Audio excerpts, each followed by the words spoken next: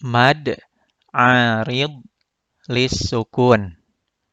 Terjadi ketika mad tabi'i atau mad asli, baik huruf wawu, alif, ataupun ya, bertemu dengan satu huruf hidup dalam satu kata yang disukunkan karena wakof atau berhenti. Maka dibaca panjang boleh 2, 4, ataupun 6 harokat. Contohnya ini. Mad tabi'i huruf wawu bertemu dengan satu huruf hidup dalam satu kata, yaitu huruf nun. Kalau berhenti atau wakof, maka huruf akhirnya, yaitu huruf nun, harus disukunkan. Dan du-nya bisa dibaca 2, 4, ataupun 6 harokat. Dengan catatan, harus konsisten dengan salah satu pilihannya. Contohnya, kita baca dengan 4 harokat. Ma ta'budun. Du-nya dipanjangkan dulu, kemudian ditutup dengan huruf nun sukun. Ma ta'budun. Ini yang disebut dengan mad arid lis sukun. Tapi, kalau huruf akhirnya dihidupkan atau ingin disambung dengan bacaan setelahnya, maka ini tidak disebut dengan mad arid lis sukun lagi. Du-nya hanya bisa dibaca dengan 2 harokat saja. Karena ini disebut dengan mad tabi'i. Contohnya, kita bacakan. Ma ta'buduna wala. Du-nya tidak boleh dibaca panjang 4 ataupun 6 harokat. Misalnya, ma ta'buduna wala. Tidak demikian. Karena ini bukan mad arid li sukun lagi. Tapi du-nya menjadi mad tabi'i. Hanya bisa dibaca dengan 2 harokat saja. Ma ta'buduna wala. Begitupun contoh-contoh yang lainnya.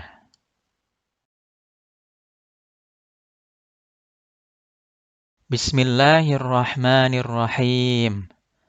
Materi berikutnya, mad arid lis sukun. Secara bahasa, mad artinya memanjangkan. Memanjangkan bacaan. Arid artinya baru datang. Li artinya karena. Dan sukun artinya sukun atau mati. Pada pembahasan awal, kita telah mempraktekkan contoh bacaan mad arid li sukun yang ini. Huruf wawu. Insyaallah kita lanjutkan pada contoh-contoh yang lainnya. Contohnya yang ini. Mad tabi'i huruf wawu. Berwarna merah ya.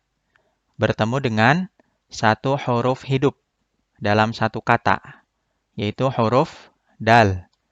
Kalau berhenti atau wakof, maka menjadi mad arid lis sukun. Contohnya, kita baca dengan 2 harokat. Lakanud. Bisa dengan 4 harokat. Lakanud. Atau bisa juga dengan 6 harokat. Lakanud. Ini mad arid li sukun. Tapi kalau huruf akhirnya dihidupkan atau ingin disambung dengan bacaan setelahnya, maka ini disebut dengan mad tabi'i. hanya bisa dibaca dengan 2 harokat saja. Kita coba bacakan. Lakanudu wa innahu menjadi idgham bigunah karena tanwin bertemu dengan huruf waw. Lakanudu wa innahu. Contoh berikutnya, huruf alif. Mad tabi'i, huruf alif bertemu dengan satu huruf hidup dalam satu kata, yaitu huruf sin. Kalau berhenti, menjadi mad arid lisukun. Contohnya dibaca dengan 4 harokat. Bi rabbin nas. Kalau disambung dengan bacaan setelahnya, ini disebut dengan mad asli atau mad tabi'i. Cukup 2 harokat saja. Bi rabbin nasi maliki. Contoh berikutnya, masih huruf alif. Kalau berhenti, menjadi mad arid lisukun. Contohnya dibaca dengan 4 harokat. Sauto azab. Kalau disambung, maka menjadi za-nya mad tabi'i. Dibaca 2 harokat. Bin menjadi izhar karena tanwin bertemu dengan hamzah. Sauto azabin inna. Berikutnya, huruf ya. Kalau berhenti, menjadi mad arid lisukun. Wa turi sinin. Kalau disambung, maka ni-nya dibaca 2 harokat karena mad tabi'i. Wa turi sinina wa hadza.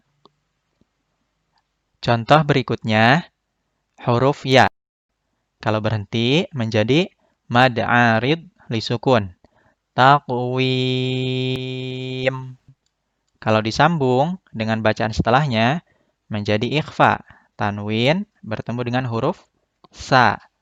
Taqwimin summa. Mad arid lisukun tidak hanya terjadi di akhir ayat saja.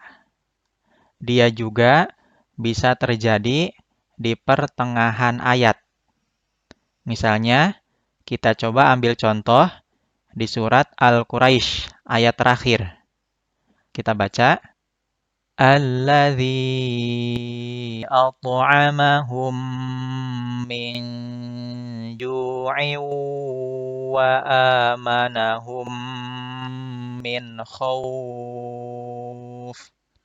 Ini dibaca dengan satu ayat sempurna. Tapi kalau kita berhenti di pertengahan ayat, kebetulan kita berhenti, ada bacaan mad tabi'i bertemu dengan satu huruf hidup dalam satu kata, maka itu disebut dengan mad arid lisukun.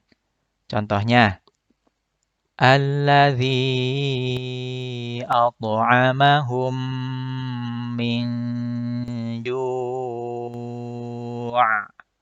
Maka ju-nya bisa dibaca 2, 4, ataupun 6 harokat. Dengan catatan harus konsisten dengan salah satu pilihannya. Ini menjadi mad arid lisukun. Tapi kalau disambung dengan bacaan berikutnya, maka ini menjadi mad tabi'i. Cukup dibaca 2 harokat. Alladzi at'amahum min ju'in wa amanahum min khawf.